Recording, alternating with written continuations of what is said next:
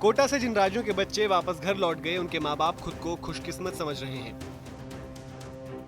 वहीं बिहार के बच्चों और उनके अभिभावकों की परेशानी मुख्यमंत्री के फैसले से जस के तस बनी हुई है। राजस्थान के परिवहन मंत्री ने बच्चों को भेजने के मामले को लेकर कहा, जैसे अन्य राज्यों के मुख्यमंत्रियों ने अपनी भूमिका निभाई है, बिहार के सीएम को भी एक कदम आगे आना चाहिए। बिहार की सरकार ने शुरू में तो बच्चों को लेने से इनकार कर दिया था। वहाँ के chief minister mister Nitish Kumar ji, उनकी सरकार ने ये फैसला लेकर बड़े नाराज हुए इस बात से कि यूपी सरकार राजस्थान से बच्चे लाने के लिए बसें भेज रही है, और वो पूरे नेशनल मीडिया पर आज तक पर भी चला, उनका हम नहीं ले। अब वो तैयार हो गए, लेकिन वो बसें नहीं भेज रहे हैं।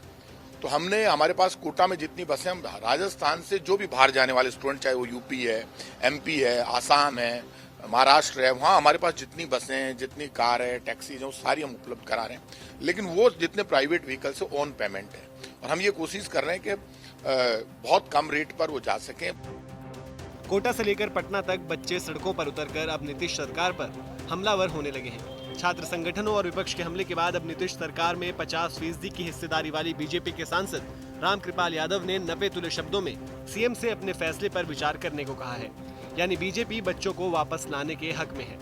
माननीय मुख्यमंत्री जी ने एक स्टैंड लिया है, जो कानूनी तौर पर मैं इसका समर्थन भी करता हूं। मैं उसके बावजूद भी जो स्थिति उत्पन्न हुई है उसको भी नजरअंदाज नहीं किया सकता है, और अभिभावक की जो मांग है, बच्चों की भी मांग है, उसको इग्नोर नहीं किया सकता है। मैं आग्रह करूंगा मुख्यमंत्री जी से पुनः कि आप विधि सम्मत कोई निर्णय लीजिए और कोई रास्ता निकालिए। बीजेपी ने सवाल दागा तो तुरंत ही जेडीयू सामने आ गई और गेंद को वापस रामकृपाल यादव की झोली में ही डाल दिया गया। ये तो निश्चित तौर पर नीतीश कुमार जी ने कहा है, गाइडलाइंस में जब तक संशोधन नहीं होगा तब तक लाया जाना जब संभव नहीं है, तो केंद्र सरकार से रामकृपाल यादव जी को ये मांग करनी चाहिए कि इन गाइडलाइंस में संशोधन हो, और मुझे लगता है तभी इस तरह की बातों का कोई औचित्य है। नीतीश कुमार अड़े हुए हैं।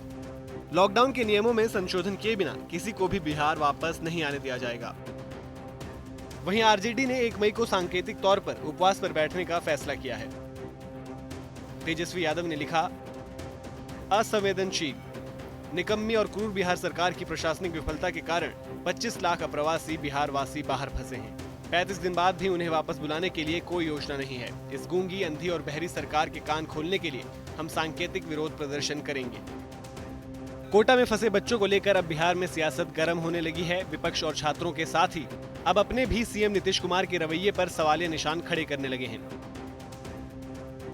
इस साल के अंत में बिहार में चुनाव भी होने हैं। कोटा के बच्चों का मामला अभी से ही बिहार का चुनावी दंगल बनता जा रहा है। ब्यूरो रिपोर्ट, राजस्थान तक।